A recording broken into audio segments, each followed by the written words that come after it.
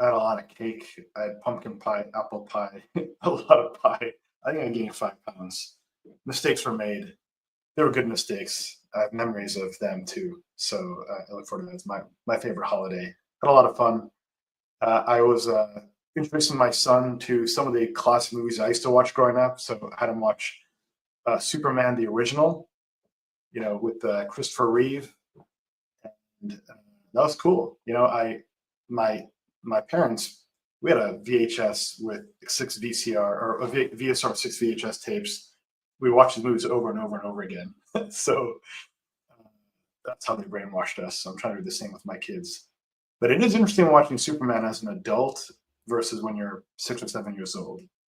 They have a very different way of thinking about heroism and what noble ideals are. And it was very interesting. Clark Kent, he's wrestling with revealing his identity to Lois Lane, and when he's Superman and Lois Lane is trapped in a car that's up to get squished by 2 tectonic plates, he has to prioritize his duty. He makes a promise to Miss Tessbacher, who's Lex Luthor's admin, while he's got the kryptonite chain somewhere underneath Grand Central, and she says, "Look, I'll let you out if you save my mom in Hackensack." He said, "Well, what about California? There's more people in California." She says, "No, no, no, you got to help my mom first." He says, "Okay." So he flies out, helps people in Hackensack. Then he addresses California, fixing the tectonic plates. Then he flies out to the Golden Gate Bridge. Then he helps Hoover Dam. And then only then does he save Lois Lane. It was really interesting. It's actually a movie about moral reasoning and dilemmas and conflicts. I never watched it that way growing up. And the other thing about Superman is that he's such a clearly he's like a good guy. You think about like Game of Thrones, for example, or like Breaking Bad. You identify with the villains, right? Breaking Bad, the bad guy is a drug dealer. And in the modern era, it's about this intermixing of the good and the evil, and finding the good and the evil, and finding the evil in good people, right? Look at Game of Thrones. Like, who are the heroes in that movie? Ned Stark. Ned Stark is like Christopher Reeve. He's like Clark Kent. He gets his head chopped off in season 1. He's the kind of person we all look up to, or Robb Stark, for those that follow Game of Thrones, dies during the Red Wedding and his lovely family. And what about Jon Snow, another hero? He's exiled to the middle of nowhere in a cold, frigid place. And he's forced to kill his loved one, Daenerys Targaryen, who also is his aunt. I mean, it's just, and the person who becomes the king is also crippled. Like, the heroes don't end well in the modern era versus how hero stories used to end. I hope we get back to that, because I don't know, I think there is helpful to have contrast and clarity. And here's right and here's wrong. Here's good and here's not good. Right? It is interesting though. People love inversions now, right? Remember like Memento. I love movies, by the way. Memento is the second movie by Christopher Nolan, one of my favorite directors. And it's about a guy who's got interrogate amnesia. He only has short-term working memory. He forgets anything after 3 minutes. And so he tattoos himself, and he takes Polaroid pictures and writes down facts and beliefs that he wakes up to. And by the end of the movie, you realize he's a villain, and he's actually just hurting people. And he's already achieved the vendetta that he set out to accomplish, whoever killed his wife at the end of the movie. But he just continues this. So it's hero inversions. That's the modern era. And you see this obviously in global politics too, right? With like Vladimir Putin, let's say. I think he's a bad guy, just to be clear. But anyway, just an observation watching Superman with my son this weekend. It was cool. All right, I want to get into a few topics here. I'll see how much I can cover in a short period of time. Lumida Ledger, we always cover a lot of ground in there. I'll talk about that. I'll make the case for Mag 7. I think now's a really good time to get involved with Mag 7. Talk about semiconductors. Talk about Black Friday retail sales. No surprise, Black Friday sales were strong. What you're going to see tonight and tomorrow is the consumer as well. Consumer spending was strong. I've been saying that for a long time. Economy is fine. This is Goldilocks. It doesn't mean like it feels like Goldilocks. That's the point of Goldilocks, right? It's a great movie. So you've seen this movie a few times, I'm sure, right? So those are some of the points I want to cover off. I want to talk about themes. Defensives are pulling back.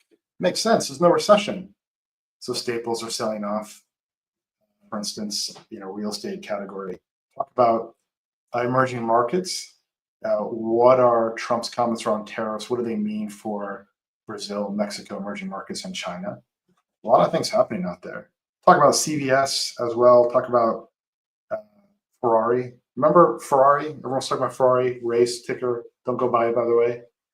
Had a lot of hype last year. It's gone nowhere this year. Interesting. So let's get to this. By the way, before we get into it, I want to share this with you. In the newsletter, we introduced Lumida GPT. So Lumida GPT is trained on like 100 different tweets or something. Essentially, if I woke up in a void with GPT, this would be my worst nightmare. But you can ask it questions. Now, don't ask it for investment advice. It has no concept of markets or data, and it's probably going to hallucinate different things. But you can say things like, what is your investment philosophy? So we've trained it on things like non-consensus investing. So the link to this is in the Lumida ledger. All right, maybe this is not working right now. I tried this earlier today. Let's see. What is non-consensus investing? Should be trained on this.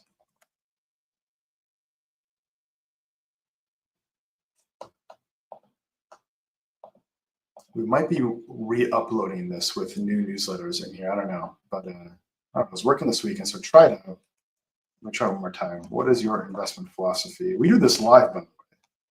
But you can see that this is live because it's not working. No. All right, we'll come back to this. So we'll save that for later. Back to the newsletter here. So a few things to call out. One, had a really fun podcast interview with Kevin Churko, self-made, highly successful individual, and talk about music and markets and investing, digital assets, and tokenization. Really, really cool individual. He's also a Lumida client. And he was very kind enough to take me to the Tears for Fears concert in Las Vegas a few weeks ago. What else? So let's dig into this. Markets have had, they're on pace for 2 strong double-digit up years, 20% plus, 20% plus. The headline for next year is, usually when you see that happen, you see continued growth. And that's what I expect next year as well. I don't expect to see the onset of a bear market. As I've been saying, we are in a Goldilocks setup. There's earnings growth, valuations on the higher decile, but you have the Fed that it's cutting rates within that. You have economic growth. It's hard to see what can displace that except for inflation. That's the one thing to keep an eye on every week. The Fed's cutting rates. I don't think they should be, but they are. And if you have tariffs, that could create inflation, but we don't see it yet. So it's more important to just be aware and cognizant of that rather than react to that. Right. So the other part is that sentiment isn't all that high. In fact, it's pulled back a bit. This is the Bank of America Bull and Bear indicator. I've also seen this confirmed in the AAII investment survey. It's good. Bull markets end in euphoria. And although we have certain signs of euphoria in certain animal spirit markets, for the broad market, that's not the case. We've got deregulation coming that is going to help growth. So in the newsletter, we talk about what categories are impacted by tariffs for the better or for worse. I won't walk you through that, but here are a couple of different categories, from pharmaceuticals to retailers to semiconductors. This is what markets are trying to sort out right now. Right? So GM, one of our holdings, was down 8%, recovered, I think, like half of that in the last 3 days, though, off of the tariff news from last Tuesday. But this is what markets are trying to sort out, right? So semiconductors is a good example. Let me pull up semiconductors here. So semiconductors have been part of the AI theme and the leading driver of the market for the first 6 months of the year. And then the last 6 months of the year, they've really not gone much. In fact, they're lagging the S&P. So semiconductors had 2 tops. One was, I call it the Cathie Wood top here. This is when Cathie Wood bought NVIDIA. That was the top of the market. Then the second is in mid-July, July 16th, Trump gave a speech around how Taiwan should defend itself and was ambiguous on whether the U.S. should help defend Taiwan. that caused a sell-off in semiconductors. Now, this combined with Yen-mageddon, remember the unwind of the Japanese carry trade, plus a weak non-farm payrolls report created this correction. All three of those things together. When the leader goes down, the market goes down. The leader was AI and semiconductors. Now, since then, it's started to recover, but there's some questions around, will there be tariffs? Will there be export controls on China? Now, NVIDIA is very different than most semiconductors because NVIDIA's customers are primarily US-based. They're customers like Microsoft and Meta and Amazon. So you can see NVIDIA actually was at all-time highs just last week, whereas the semiconductor index is not at all-time highs. It's quite a bit away from all-time highs. It's lagging. So there's a differentiation within the semiconductor category. Firms that have domestic US sales are outperforming those that have US Taiwan risk or China risk. So that said, we got a nice little bounce here at the 200-day moving average, and that's good. It's behaving what it should be doing right now. So we'll see how it goes, but it is lagging. By the way, the other thing that's lagging is the QQQ. This is technology index. So we're at all-time highs today, but it's actually lagging the S&P 500. So there's the S&P 500. So we're well above July levels. You can just see it visually on the screen here, right? July top 567. We're above 603, 6,000 for the S&P, right?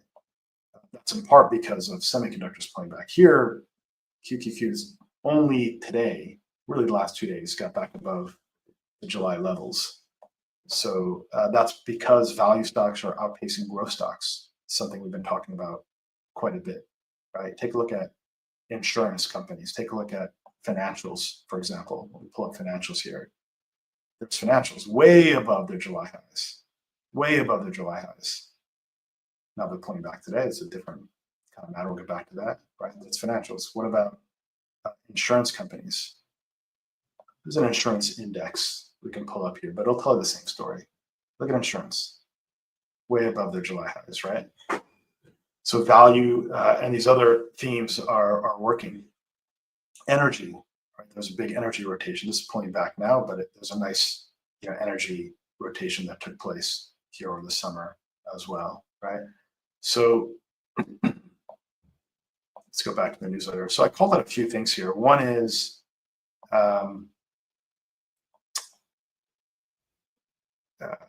about tariffs, healthcare.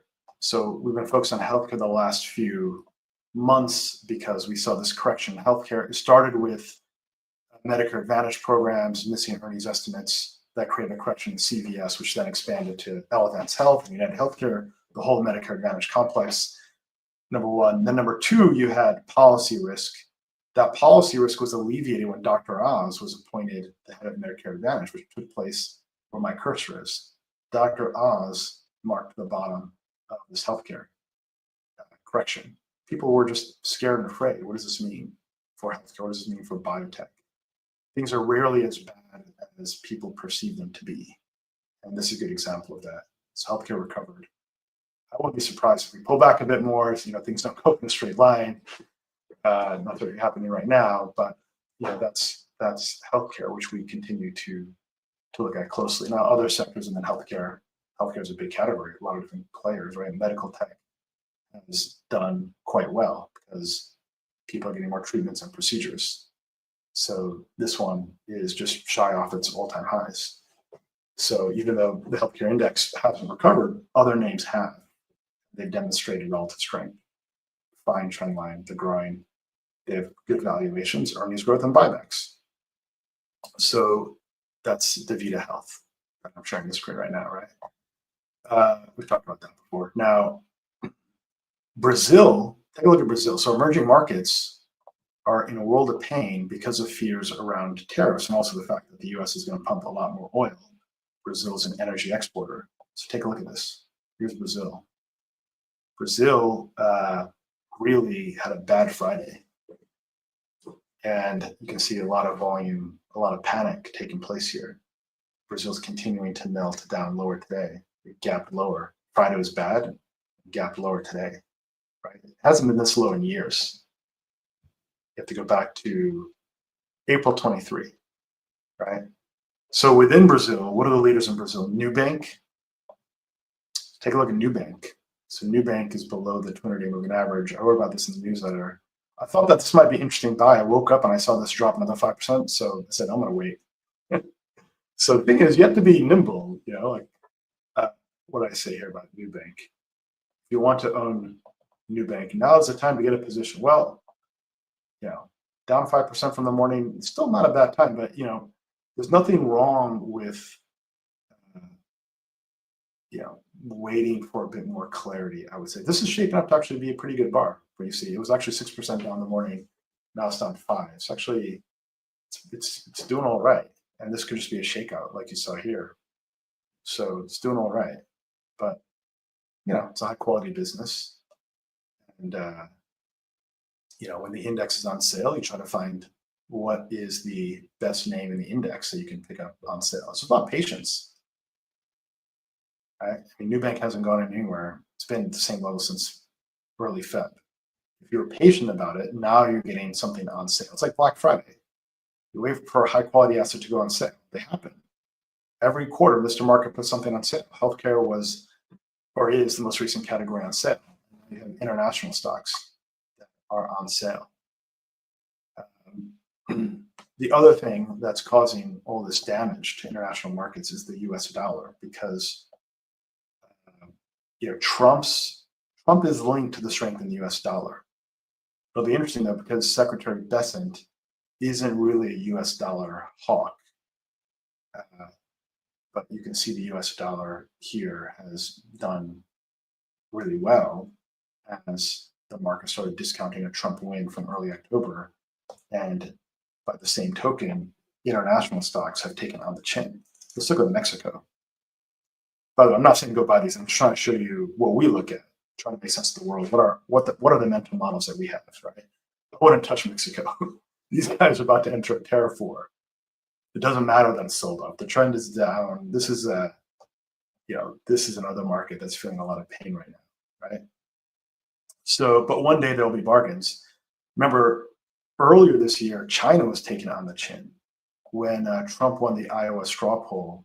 That created a big sell-off in China earlier this year, and then markets priced that in, and then China was going up regardless what happened with U.S. polling. That means it's priced in. It takes time for things to get priced in, though. So that's something to keep in mind, though. So we want to look at these international values. Like, when is the rotation? That's the question. So you want to monitor. You look. You put your toe in the water. If you don't get burned, then you put another toe in the water. If you do get burned, you get out of the water.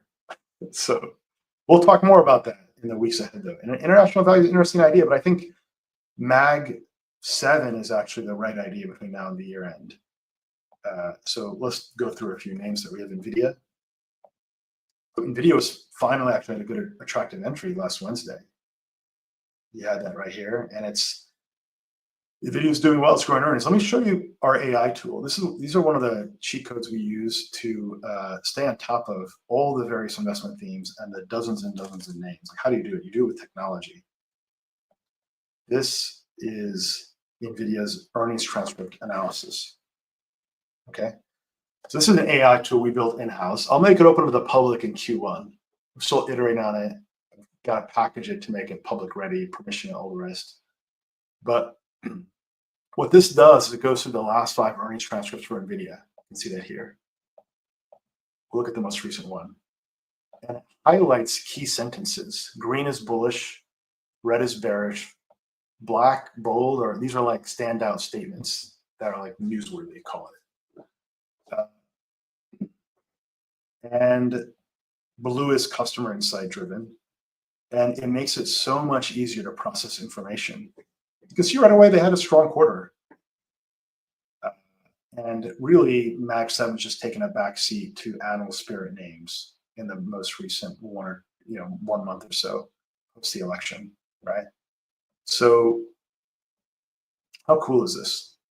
makes our job a lot easier. Take a look at this. This is a customer insight. So our sovereign AI and our pipeline going forward is still absolutely intact, etc. Now, if you don't have time to read this, you can just go to the summary, and the summary actually summarizes what it just highlighted here. So 94% year-over-year increase in revenue, 17% sequential increase. Okay, now let me zoom out for a second. I'm actually show you NVIDIA and Comp and a few other names now. So you have NVIDIA at a forward PE of 35. Let's show my screen now and show you this. Forward PE of 35. Well, how about AMD? Now, I've been a critic of AMD, and AMD's really gone nowhere. The forward PE is 31, and it's not growing nearly as much as NVIDIA. It's been in a bear market since March. So if you look at AMD's NVIDIA revenue growth, it's nowhere near NVIDIA, and yet it has a similar valuation, let's say. Right? So the revenue growth is in the teens. If you look at what estimates are, they're not nothing like NVIDIA. So the market is slowly correcting these mispricings. Right. I mean, the revenue growth is like 13, 27%. NVIDIA is doing like, we're talking 97. So NVIDIA is in a class of its own, and I don't expect that to change anytime soon. So data center revenue is leading the way.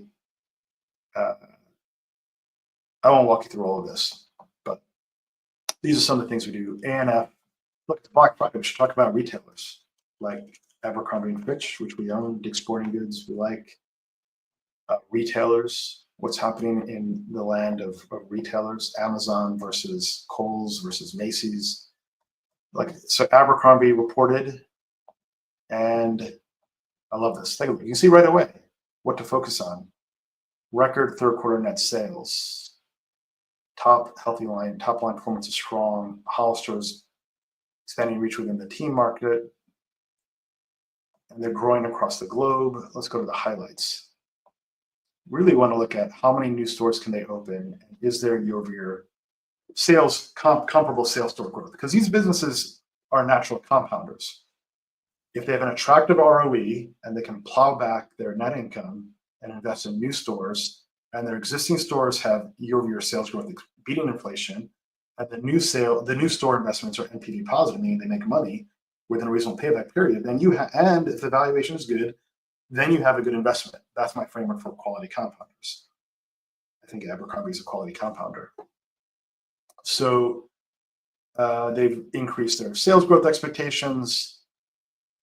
It's in the low teens. And this business, look at the valuation and the buybacks, down on top of that, it's got a 14.8 forward PE. It's up 9% today. Funny thing about it is that this happens almost every year. You get a retail rally right around Black Friday, and that's happening again right now. So people are afraid that the U.S. consumer isn't going to spend money. And they realize the U.S. consumer never runs out of money to spend. Look at Abercrombie taking off. So I think retail stocks will do well between now and year end. And I like this business because the valuation's good, so I can get multiple expansion. They have buybacks, 2%. They have good ROE.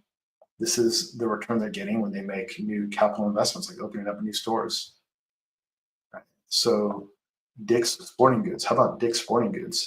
It's an interesting one. Now, the risk is, does Amazon disrupt these companies? Well, I don't think people are going to shop for golf clubs at Amazon, but that's the question to ask. Could happen one day. We'll come back to Starbucks too. I want to share some thoughts around Starbucks.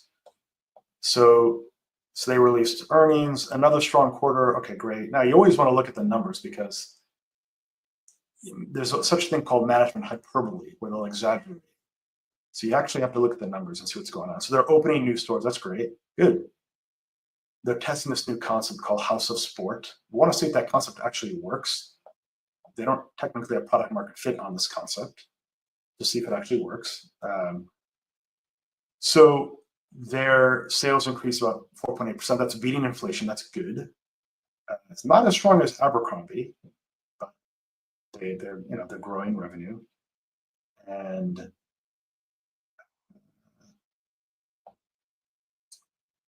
the golf business exceeded expectations in the back half. I'm pretty sure golf will do well, right? You got the baby boomers retiring. It's like there's some exposure to the whole baby boomer retiring theme, which we have in many aspects of our portfolio, including aging on longevity, owning insurance companies that have exposure to retirement annuities. So, here's some key statistics. I won't walk you through all of it, but so the consumer is fine, but you know what's not fine? All right, take a look at Kohl's. This is Kohl's. This is technology disruption happening and new form factors, right? People don't want to go to department stores. So how you get your exposure matters. This is Kohl's. It's been in a bear market. It's cheap as hell, but this is a value trap, I would argue. The fact that the 4P is higher than the trailing P means that they'll have less earnings next year. It has a nice rally today, but that's also characteristic of these kinds of businesses. These sharp, furious rallies now and then they will bleed out. So this is Kohl's. They were down 18% after earnings right here. So when people say you can't pick stocks, I say, what are you talking about? This business clearly has a moat that's dissolving around them as people shop on e-commerce, right? You could tell a similar story from Macy's. Amazon's a beneficiary of these trends, of course. It's got a 12% dividend yield. I wouldn't chase that, though. You're paying for that, right? The stock price is going down faster than 12%. So they got a lot of debt. So here's another name, Starbucks. I had an interesting observation this weekend. My mom, she got this DeLonghi coffee espresso cappuccino maker, which is really incredible, by the way. This is like a perfect gift for Cyber Monday. I will share with you 2 Cyber Monday gifts. This is one, the DeLonghi all-in-one coffee and espresso machine. This is classic Peter Lynch, right? Like, look at what's happening in the world around you. So this thing makes like the perfect cappuccino, the perfect espresso. It's really good. I had way too much caffeine this weekend. The DeLonghi, that's the breed model, by the way. So the other this is what I have. I have the Nespresso. So I prefer the Nespresso because the quality is very good and it's more convenient. The DeLonghi is great for entertainment, though, but I value the convenience. The DeLonghi, you've got to clear out the coffee grinds when you're done. This is the Nespresso machine. It makes a fantastic gift, by the way. So my Black Friday, Cyber Monday ideas for you all. So I have the Nespresso Mini in my office. What's the point? So Starbucks, I think the point Starbucks investors are missing is that people are purchasing more of those products. When you have those products, you stop buying from Starbucks. I no longer buy Dunkin' Donuts coffee. My behavior changed. And that's a one-way street. Unless I'm traveling, I'm going to enjoy my Nespresso machine. So, and look at this. This business is worth more than Microsoft. This has got a 4P of 32. Are they growing? No. Let's take a look at their growth. They're exposed to China. So are they exposed to retaliatory tariffs from China? Yes. What about domestic brands like Luckin Coffee in China? Are those guys better positioned? Yes. The Starbucks coffee tastes that great? No. At least that's my view. It's got like a burnt taste. Look at this, single-digit revenue growth. That's analyst expectation. You have to believe that the analysts are wrong by substantial margin.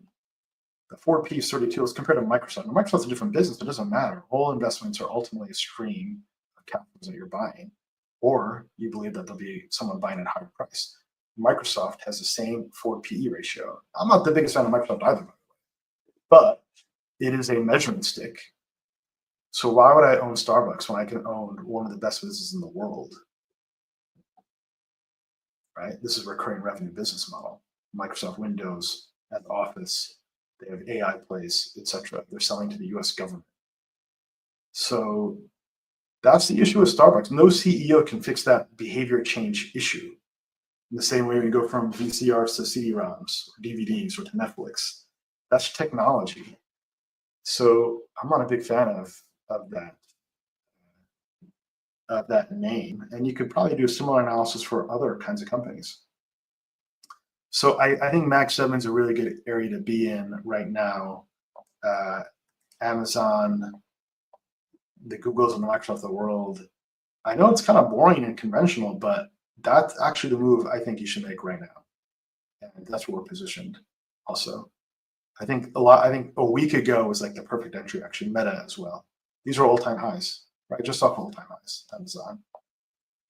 Obviously I like the Meta, Google, Nvidias of the world, and Amazon. So there you go. We bought Meta right here on that green line, but it's taking off 3%. It's still cheap, 24 times forward earnings, and it's growing revenue at a significant amount. It's growing top line. These are billion-dollar businesses. They can competitive mode. They have AI play. They got distribution.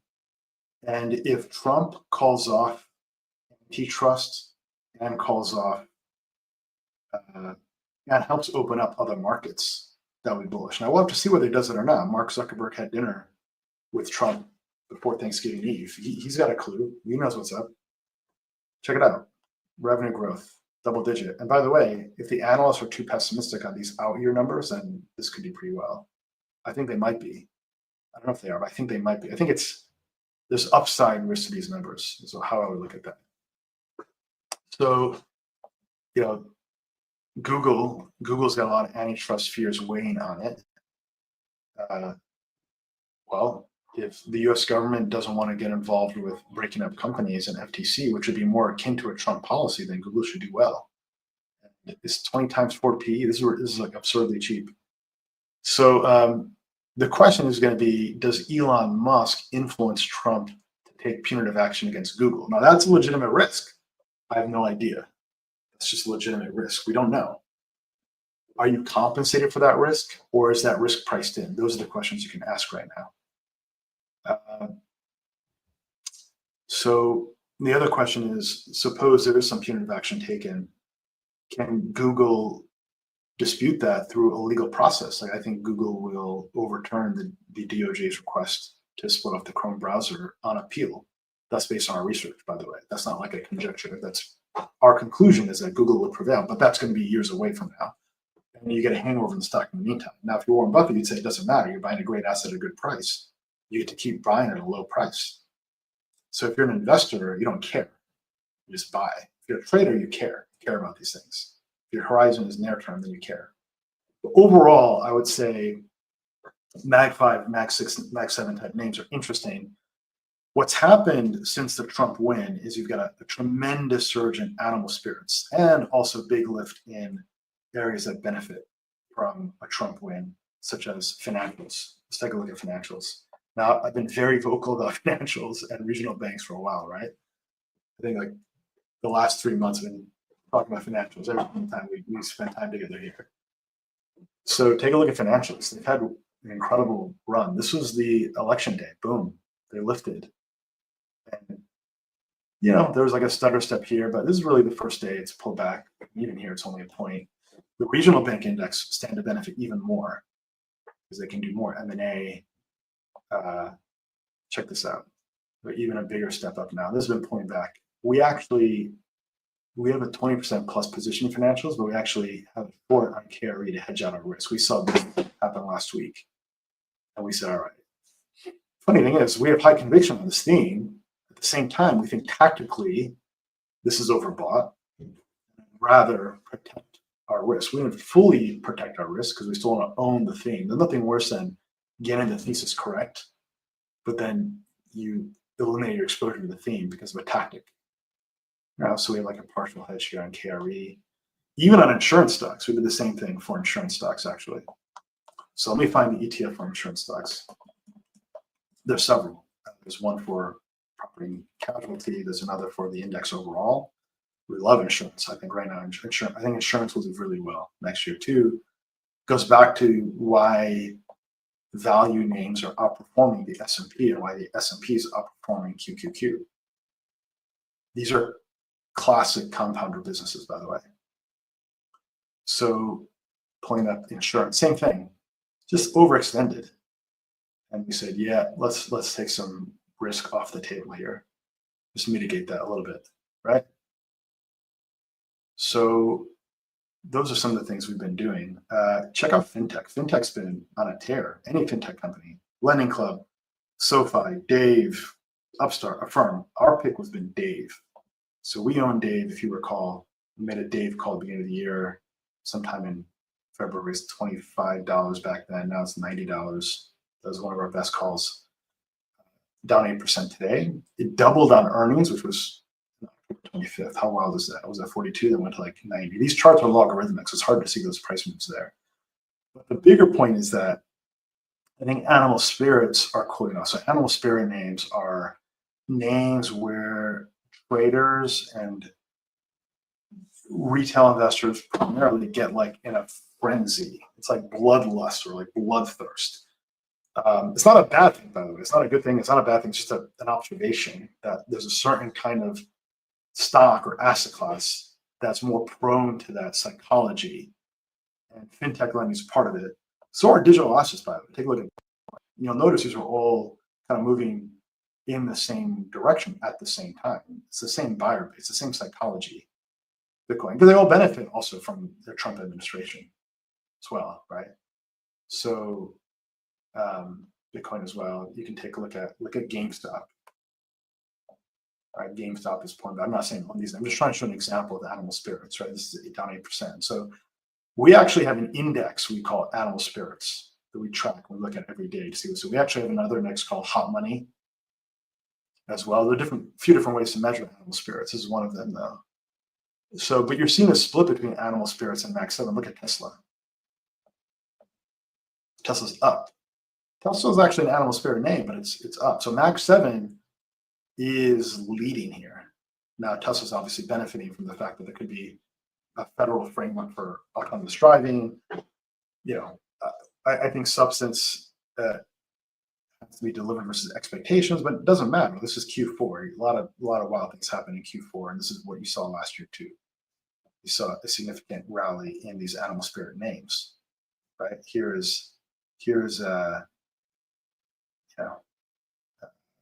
it's more pronounced in other names other than Tesla. But if you take a look at, say, like Affirm, right? Affirm going up on Black Friday sales, or it was down today, 2%. Interesting. So let's take a look at last year, a very similar phenomena, right? People are shopping, and these kinds of names start to do better. I think there could be a hangover in the beginning of Q1, or maybe sooner. Who knows? Maybe start today. I don't know. Just an observation. This is a question to ask, right? So I think animal spirits are going to cool off a bit. Here's another observation for you. Check this out. Defensives, staples have pulled back quite a bit. They topped out around when the Fed cut rates. That was September 19th. And they moved down. Why? Because people don't expect a recession. So there's no point in owning defensives. Healthcare also pulled back. Now they've rallied recently because defensives generally have a lot of dividend yield. And this 10-year, you can see it's declined.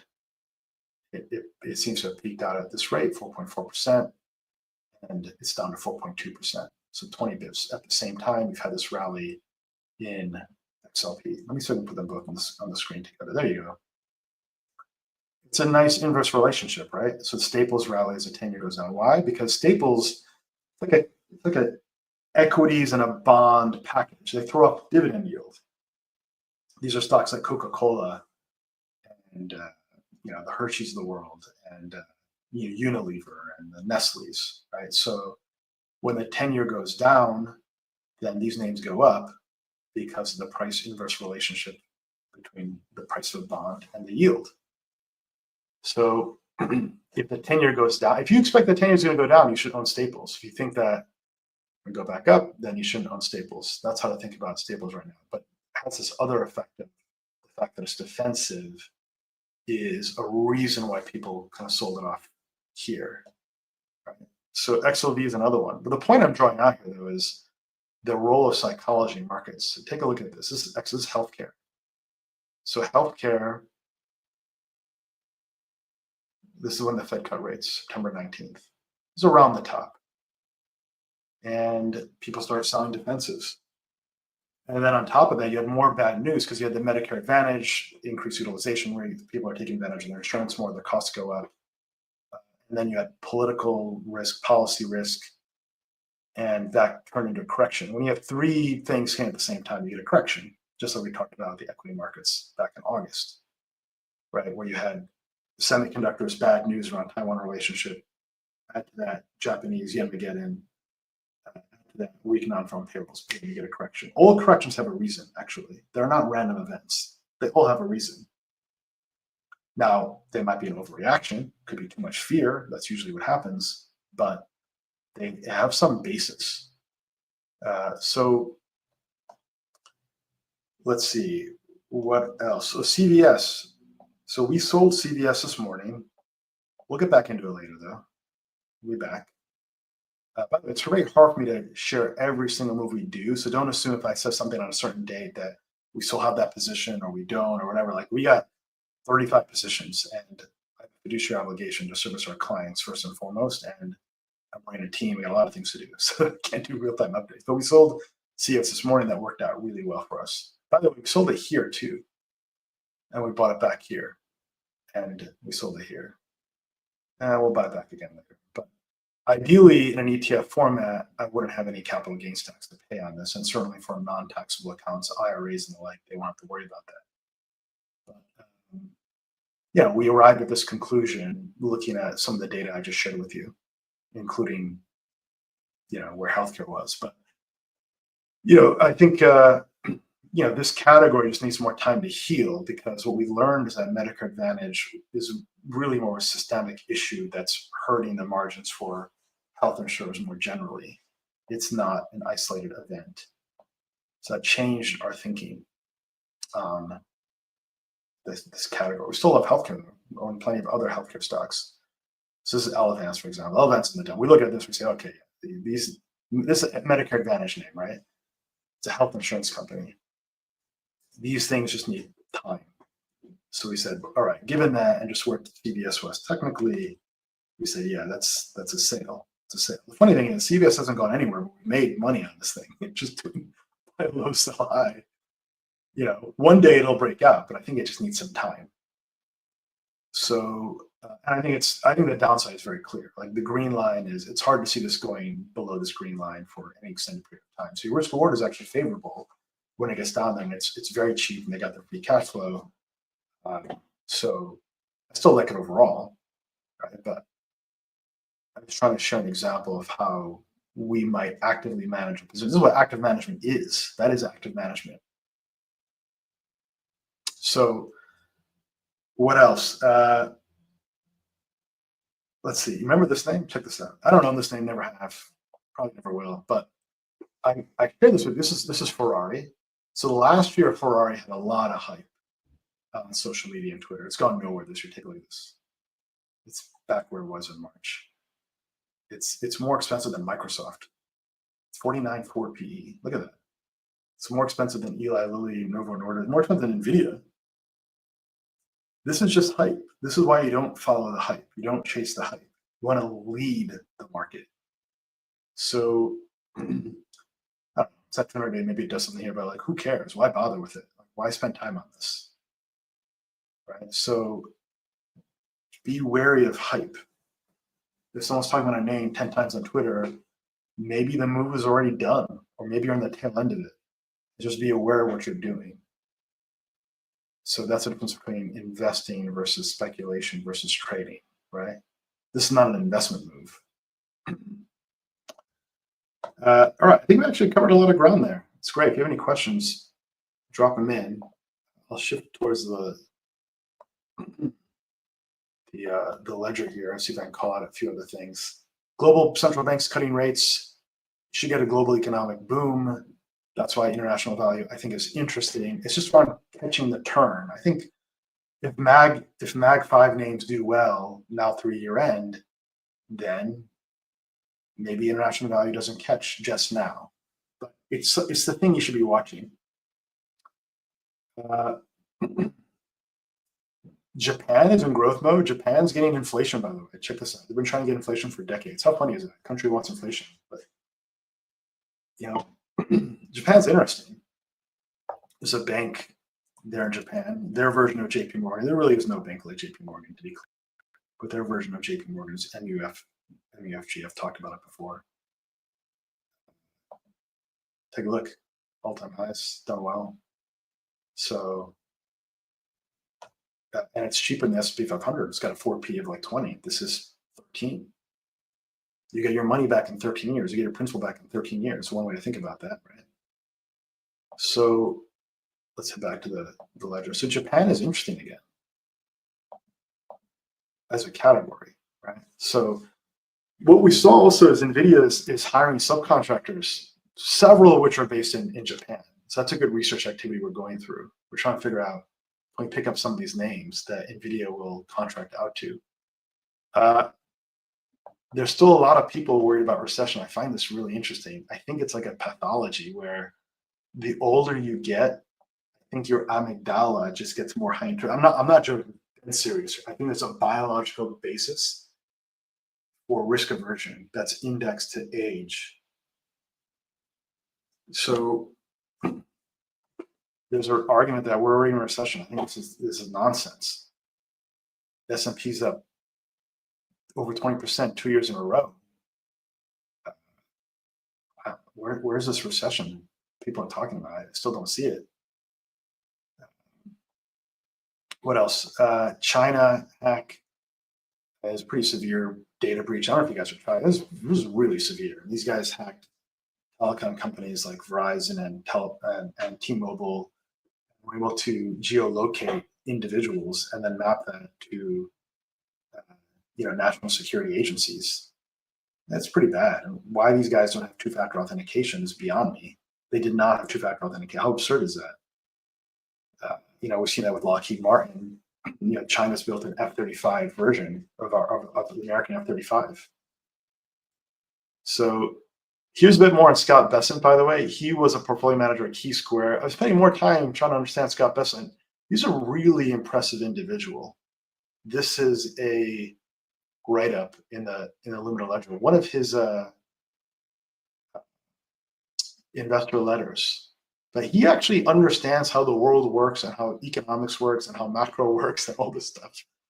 So I think they made a good decision. Trump's gone with really, I would say, a conventional but thoughtful economic team. He's probably the strongest Treasury Secretary in terms of caliber as Rubin from the 90s. Right? I mean, usually these Treasury Secretaries are like CEOs of Goldman Sachs. Those are managers and operators. They hire good people, they wine and dine clients, they focus the strategy of the firm. This is a person that understands markets. So this is encouraging from a tariff perspective because, by the way, the day he was nominated, markets went up. So markets like that. We talked about Dr. Oz. Dr. Oz called the bottom of pharma stocks. How funny is that? We talked about a little bit about Libra and stablecoin. I lived this. I was an executive at Cross River running the digital asset business. And it was a shame that there's no rule of law that was applied here. There are merchants that are paying 3% interchange fees to Visa, MasterCard, and American Express. That could be 0% or 0.1%. If you had stablecoin competition, you've got an incredible amount of money moving cross borders where Western Union is charging a 7% fee. It doesn't make any sense. So I'm glad to see that we're getting more visibility on this. Kudos to Nick Carter, who really shined a light on what this is called Operation Choke Point 2.0. Here's an interesting quote from Steve Jobs. I'll put the newsletter with. He says, "The late Steve Jobs was only inspired by insanely great things. He set a high bar for seemingly everything, and anything that didn't meet his standards was summarily rejected. Try applying insanely great as a standard on a daily basis and see how far you get." I think it's a great point. Look, if you're not inspired by the person you're working with or the person you're looking to hire, then you probably don't have the right product market fit for that role. We're actually hiring a number of people, hiring investment analysts. We're hiring a client associate. We're doing really exciting things. We just brought another engineer today. We'll have more news to share with you all. We're building AI investing capabilities. I intend to launch an ETF. You can help me out with that if you go to www.lumida ETF. If we get to 500, that thing is going to happen. So, check it out. Fill out the form. We're doing a kind of dollar shave club approach. Launching ETF has a lot of expense to it. So want to make sure that we have a ready market for that. So, and also understand what product do people want, right? I mean, there are a lot of ways to do an ETF. You can do a market neutral ETF. You can do an ETF index against the S&P, where the benchmark is the S&P, trying to beat the S&P. There's a lot of different ways to do it. Suppose that one day, a year and a half from now, let's say inflation is on the up, the Fed's raising rates. I probably don't want to have as much equity risk. I probably want to rotate into bonds. You can't do that if your ETF is indexed to the S&P 500. But most ETFs, the way they work today is they have some benchmark and they're very mechanical, and that's what they do. So getting the right product design for an ETF isn't easy. So we're looking for input on the right approach to take. Ultimately, I'd love to launch all of these. We got to start somewhere. Thank you for that. Really, really appreciate that. What else? Any questions? Let me know. What questions do people have here? Incidentally, I share some of these observations in a Telegram group I have every morning from like 7 to 9:30 a.m. Because there's just too much happening. But here's a funny one. Take a look at this. So we go through a daily news roundup. And what we found here is Alibaba is apparently ahead of OpenAI on their AI model. So the model is freely available on Hugging Face. Hugging Face is an open source AI platform. So that's kind of interesting, right? So China has an AI narrative. Now the AI narrative hasn't caught with China yet. China's not priced for AI. But these are things you've got to file away and just recognize and make note of. PDD is obviously the number one competitor. The PDD is taking more share from Baba because they have e-commerce sales through social media. So that's interesting in China. Like, China is actually part of international value as well, right? Now, remember, we were excited about China earlier this year, and then David Tepper started talking about CNBC. Went parabolic. We said, okay, it's time to sell, get out of China. I'm actually becoming more and more constructive on China. So this whole international value play, this value rotation, it's timing. It's a timing game now. So that's what that's about.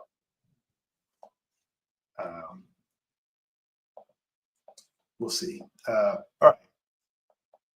Other highlights. So later this week, I will be interviewing Vishal Garg on Lumida Non-Consensus Investing podcast. He's the CEO of Better Mortgage. He's taken 2 companies public. He's backed by SoftBank. We won't hold that against him. So I've known him for 10 years. We've done investments together. He's got an incredible experience. He's also born of the 2008 crisis. He has this insight into consumer psychology. The mortgage rates presumably on the decline now. What does that mean for the consumer? He's got a great vantage point. He's also a terrific investor and a leader. Founder mode is on its way back. He's got a lot of tales to tell around that experience. So with that said, look, I'll call it a wrap. Let's make it a great week. Have a good one, folks. Be well now.